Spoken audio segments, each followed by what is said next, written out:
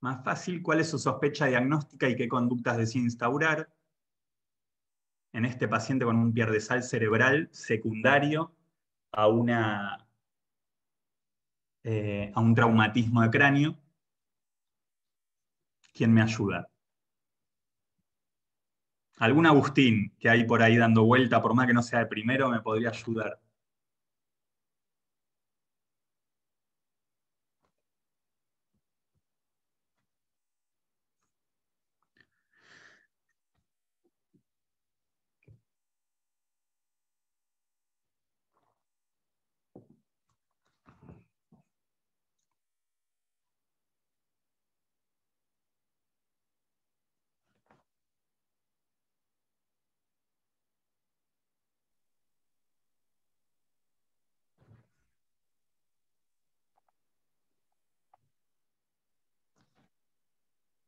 Sí, Y podemos, eso, dale, pensando en un, Agus.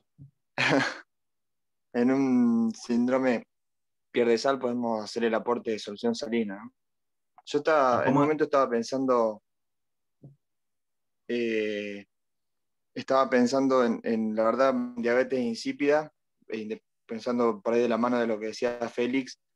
Está bien que estamos en la clase de hiponatremia, pero eh, eso también es una observación clínica. Es Eh, la observación más importante. con el leg disminuido y, bueno, la poliuria, sí, pensaba así, en que podía ser una diabetes insípida. Y el aporte de solución salina, no sé, lo haría de manera lenta. Eh, no sé, lo podría incluir en el plan, la verdad que no lo tengo muy, si tiene alguna particularidad en la patología.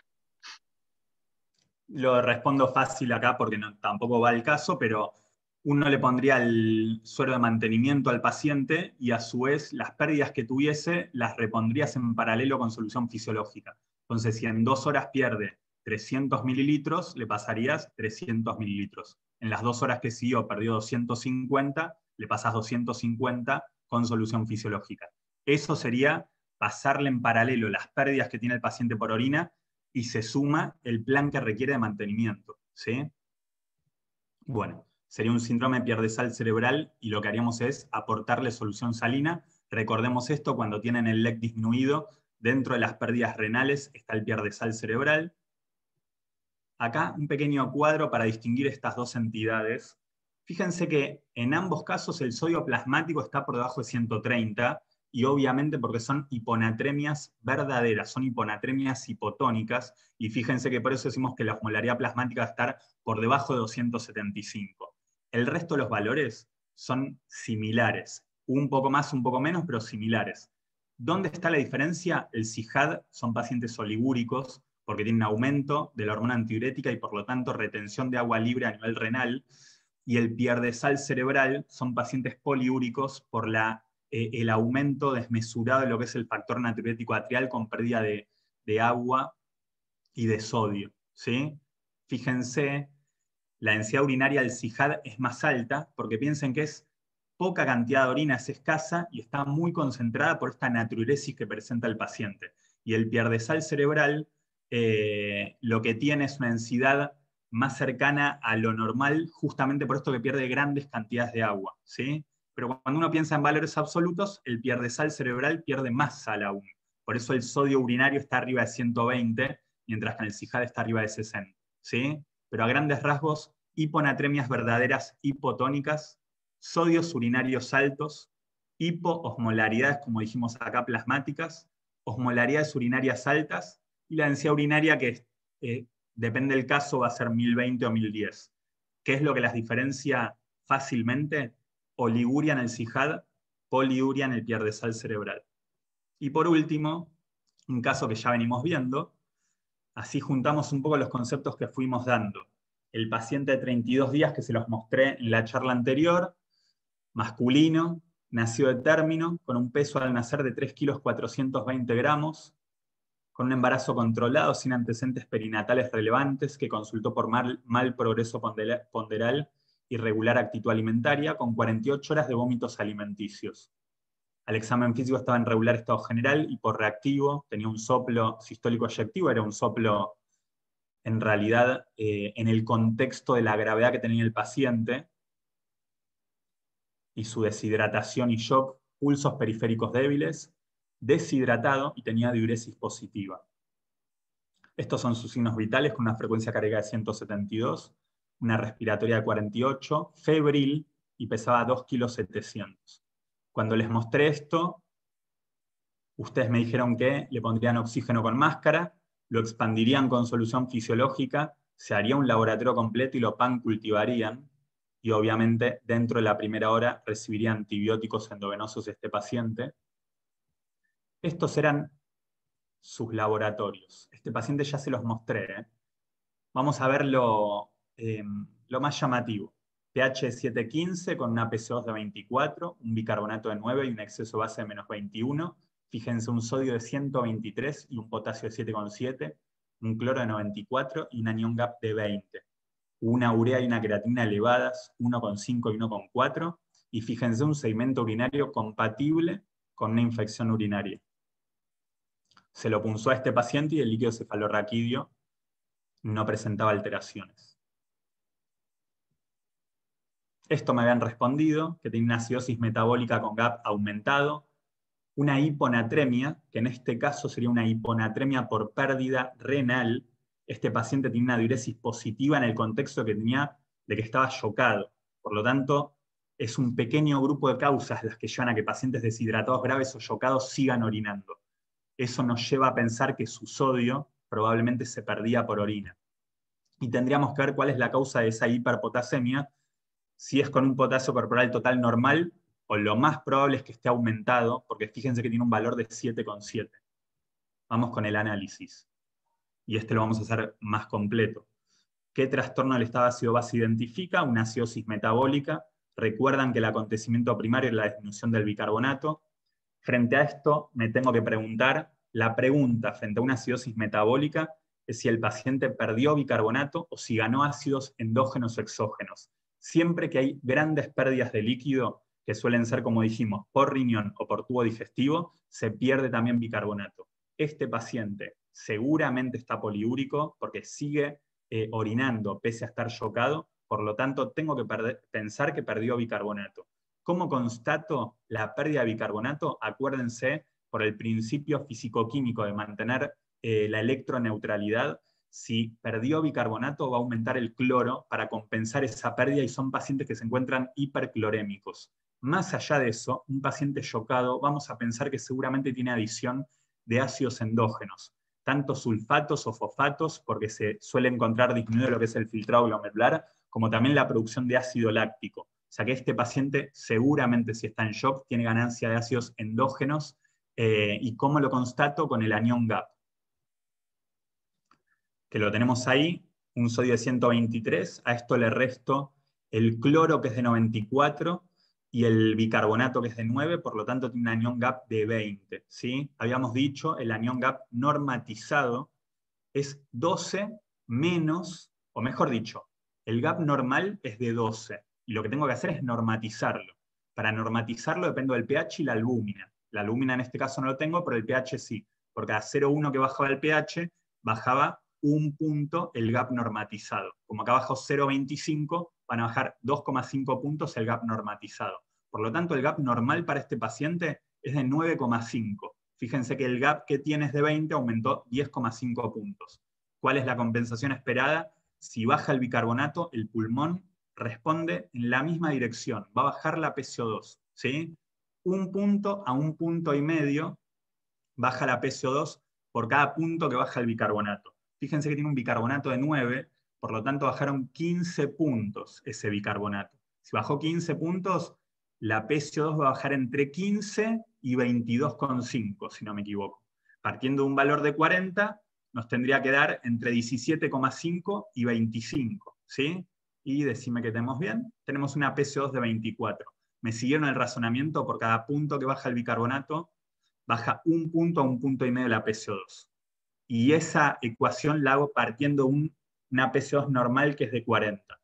40 menos 15 o menos 22,5 me va a dar que la PCO que tiene que tener este paciente es entre 15, entre, como había dicho antes, 17,5 y 25. ¿Sí? ¿Me siguieron? Ese era el análisis del estado ácido base. Vamos con el sodio. Descartamos que es una pseudohiponatremia. No hay disproteinemias ni dislipidemias en este paciente. Descartemos que sea una hiponatremia hiperosmolar. Pequeño grupo suelen ser pacientes con hiperglucemias o que se ha infundido manitol. Tampoco está. Nos quedamos con el 90% de las hiponatremias verdaderas, que son las hipotónicas. Miro el LEC.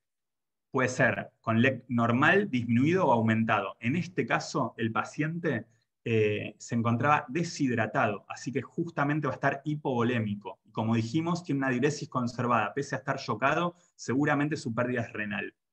Y el potasio sérico, habíamos dicho, en acidosis minerales, o sea, las hiperclorémicas, por cada 0,1, ahí hay un error, por cada 0,1 que baja el pH, sube o aumenta 0,3 puntos el potasio sérico. Perdón, porque me confundí, estoy diciendo una cosita fuera del lugar, porque veo que puse ahí bicarbonato en vez de poner pH, y yo una charla de estas la di en un congreso y tuve el mismo error y nunca lo corregí.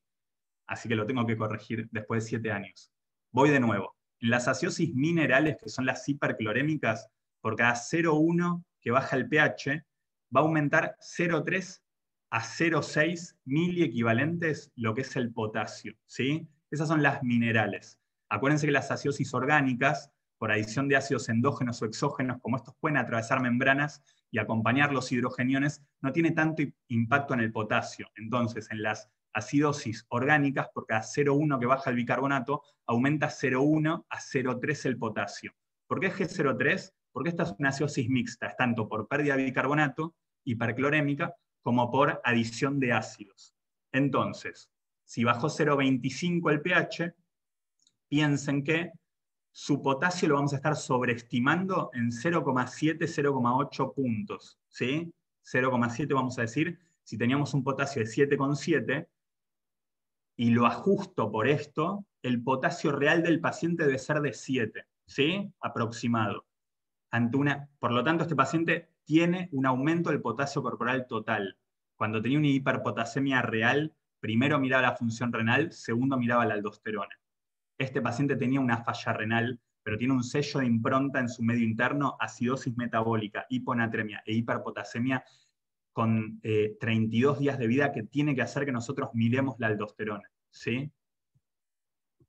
Dicho todo ese análisis, que es el que ustedes al día de hoy ya estarían preparados para hacer, cuéntenme cuál es su sospecha diagnóstica. Un shock hipovolémico secundario a una hiperplasia suprarrenal congénita perdedora de sal, un shock hipovolémico secundario al pseudohipoaldosteronismo secundario a una infección urinaria, una meningoencefalitis complicada con un CIJAD, un shock hipovolémico por estenosis hipertrófica de píloro. Los invito a que descarten y me digan el por qué.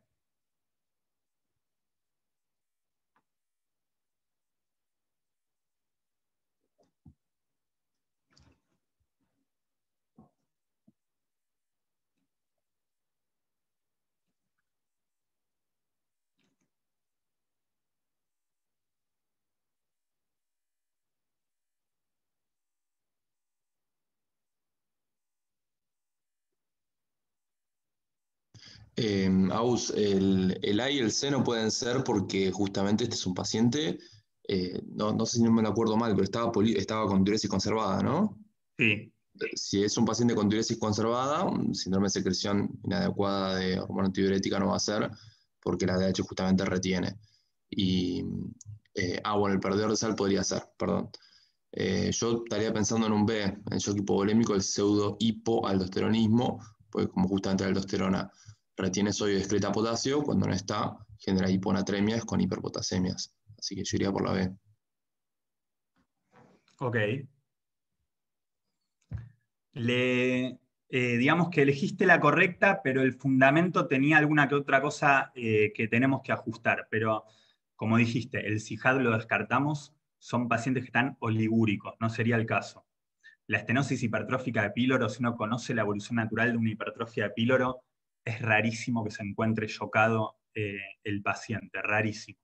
Y más allá de eso no tiene este sello impronta de esta acidosis metabólica tan marcada, con una hiponatremia tan marcada y con una hiperpotasemia. Excede a lo que es una hipertrofia de píloro. Entre la A y la B, cualquiera de las dos hubiera estado bien, porque se presentan muy similares.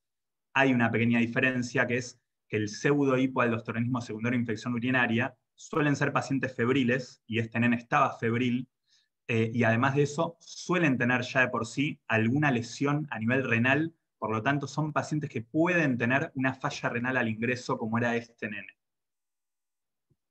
Recibimos de este nene sus hemocultivos negativos, el cultivo del líquido cefalorraquídeo negativo, en el uro tenía una Escherichia coli. Fíjense esto, lo que me importa, porque se llama pseudo-hipoaldosteronismo, pero la aldosterona, fíjense que está aumentada. No es porque la aldosterona haya déficit de la misma, sino porque en estos pacientes hay una resistencia a nivel renal a la acción de la aldosterona. Por eso se llama pseudo-hipoaldosteronismo. El pseudo-hipo es porque en realidad no está disminuida, sino que está aumentada, pero no logra actuar. De ahí viene el nombre. ¿Y por qué pensamos que son las dos grandes causas en un bebé de 32 días? Porque las hiperplasias suprarrenales congénitas se presentan con el mismo sello de impronta en el medio interno: la acidosis metabólica, la hiponatremia y la hiperpotasemia. En general, con los errores congénitos del metabolismo, uno tendería a pensar que nos vamos a encontrar con el diagnóstico antes de que se presente el paciente de esta forma. Pero lo hemos visto también, ambos casos. Es un pseudo-hipoaldosteronismo secundario a infección urinaria. Una breve reseña, porque como lo hemos nombrado varias veces, es consecuencia de la resistencia del túbulo renal a la aldosterona en niños que tienen infecciones urinarias. Es más frecuente en varones y menores de 3 meses. No van a encontrarlo en cualquier edad. Yo, de hecho, los que he visto, que creo que fueron 3, los 3 eran varones menores de 3 meses. Suelen tener malformaciones de la vía urinaria o reflujo vésico-ureteral, y tienen este sello de impronta en el medio interno, que es acidosis metabólica, hiponatremia e hiperpotasemia.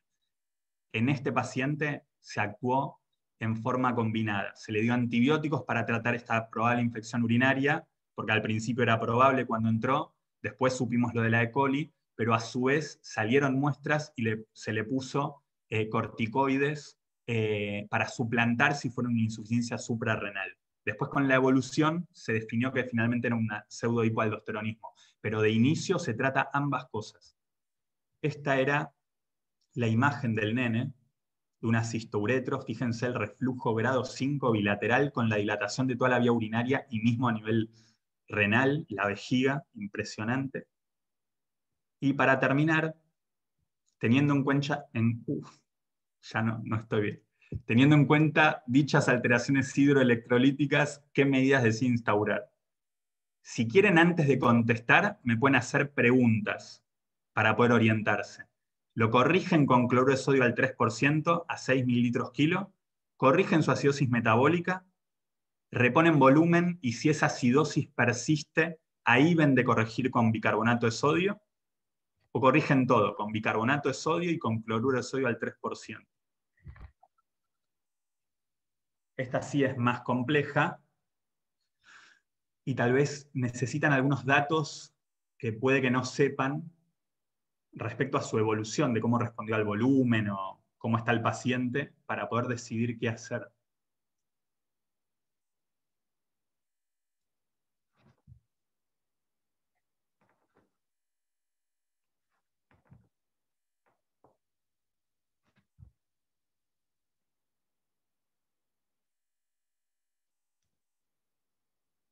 ¿Quién me ayuda?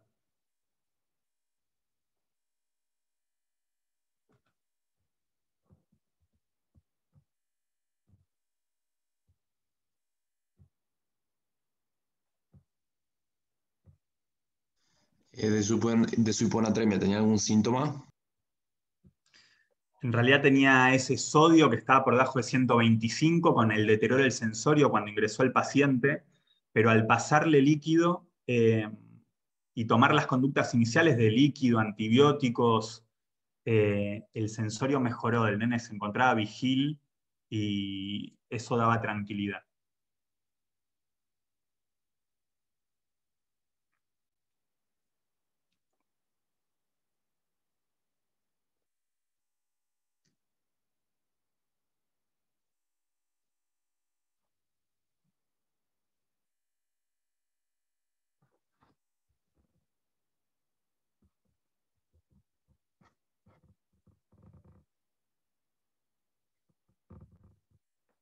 ¿Quién más me ayuda?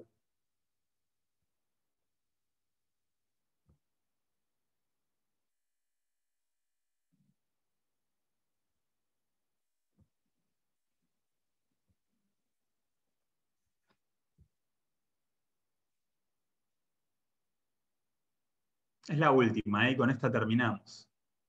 Tírenme un ayudín.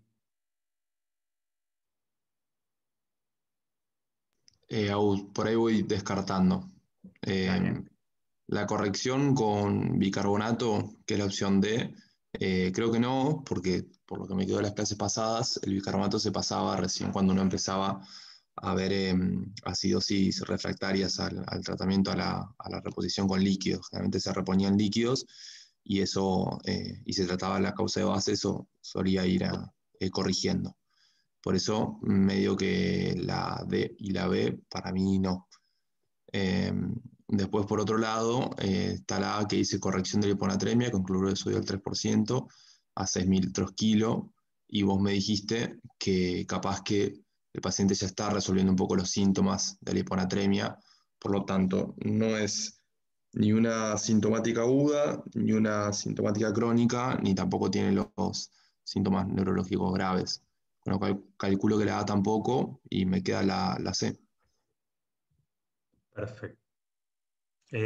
A mí me gusta que piensen simple y eso es lo que uno espera, o yo por lo menos pienso muy simple. Es un poco lo que decís, el compromiso del licenciado que tenía al inicio era más por el shock que por la hiponatremia que tenía el paciente, porque ya venía con esto de hacía unas 48 horas. Por lo tanto, no había que corregir el sodio sabiendo que mejoró con la infusión de líquido. Y lo que dijimos antes, es infrecuente que tengan que corregir una acidosis con bicarbonato de sodio. Infrecuente, no imposible. Este no era el caso. Entonces íbamos a reponer con volumen y si persistía esta acidosis, ahí íbamos a pensar en infundirle bicarbonato de sodio. Del potasio no dijimos nada, pero el potasio, al tomar las medidas iniciales, rápidamente descendió de 7,7 y obtuvimos un electro con manifestaciones muy leves que se correlacionan con esa hiperpotasemia. Por lo tanto, sabíamos que con el tratamiento de la enfermedad de base, esto iba a ir mejorando. Esto, como siempre, se los dejo para que ustedes agenden qué cosas les parecen que sí o sí tienen que tener en las guardias. Y para terminar, este era el índice de contenidos para que conozcamos bien la dinámica de trabajo. Ya hablamos de estado ácido-base, hablamos de potasio y hoy hablamos de hiponatremias. Quedan hipernatremias, que es la semana que viene, y calcio, fósforo y magnesio también la semana que viene, que eso lo va a dar Vivi Altinier, que ustedes ya la han visto.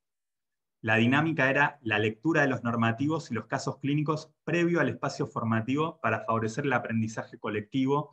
Acá hay una cuestión en realidad de reflexión propia, de que cada uno sabrá si vino a estos espacios de la manera que tenía que venir, que era justamente leyendo el normativo y estos casos clínicos, salvo en sodio que no se los había pasado, pero en el resto tenían todo. Así que los normativos, con lo que se dicte la semana que viene, ya los tendrían que tener todos leídos. La semana que viene les vamos a enviar bibliografía optativa, ¿sí? Lo que no puede pasar es que no hayan leído los normativos. Esto será un plus, el que quiera hacerlo, el leer algo más de lo que ya tenemos en las normas propias. Y el taller de medio interno se va a dar el 24 y 26 de febrero y el 3 de marzo, o sea que tenemos 3 encuentros. Sí quiero dejar bien claro esto. Los normativos, a veces van a ver que en la semana docente normativo se le pone un montón de cosas. Los normativos que son para primer año son lo que han tenido de urgencias, ahora lo que ven de medio interno, van a ver de nefro y van a ver de respiratorio. En primer año, estas normas hospitalarias de los 4 módulos que les nombré, no pueden no saberlas. El saberlas es un paso necesario para poder pasar de año. Así que con estas cosas sí les diría que sean más consistentes con el conocimiento. Después hay otras cosas que se van a ir incorporando con los años, pero los normativos son resorte de los recientes de primer año y no se puede pasar de año si no saben manejar un medio interno, una cetoacidosis diabética o un politrauma. Así que presten atención a esto. En estos talleres que vamos a hacer, hay otra condición que les vamos a dividir, vamos a elegir 3 grupos y a cada uno le van a tocar 5 casos clínicos que van a tener que resolver. Porque cuando nos juntemos en ese taller, lo van a resolver ustedes. Yo simplemente voy a ser un moderador del conocimiento que ustedes tengan. Así que eso les vamos a enviar un mail para que sepan qué 5 ejercicios tienen que resolver cada uno de ustedes. Y lo otro que se va a pedir al momento del taller, como los van a resolver ustedes, es que tengan la cámara prendida. Porque ahí yo paso a ser secundario, hasta voy a apagar yo mi cámara para que ustedes vean un poco lo que se siente. Dicho eso, de que sepan exactamente cómo va a ser la dinámica de trabajo, tanto en estos normativos que ya lo sabían como en el taller, les recuerdo que la evaluación consta de 3 partes, lunes 8 y martes 9, ahí puse de febrero, es de marzo. 8 y 9 de marzo es la entrega del caso clínico confeccionado, un caso que ustedes tengan por sala o por guardia, que lo tienen que armar de la misma forma que han visto cómo armamos estos casos nosotros en los espacios formativos, y tienen que entrar el taller de medio interno completo. Esto lo van a poder hacer por mail a jefatura o lo llevan por escrito para que nosotros podamos revisarlo. Y con eso tienen que estar preparados porque esa semana o la que sigue vamos a definir si les tomamos o si la evaluación termina con un examen escrito u oral, ¿sí? Pero esto sería segunda semana de marzo y tercera semana de marzo. Ahí veremos qué modalidad, pero va a haber una evaluación. Esto es para primer año, que es de los que yo más me voy a ocupar, ¿sí? Después los jefes dirán qué hacen con el resto de los años. ¿Consultas?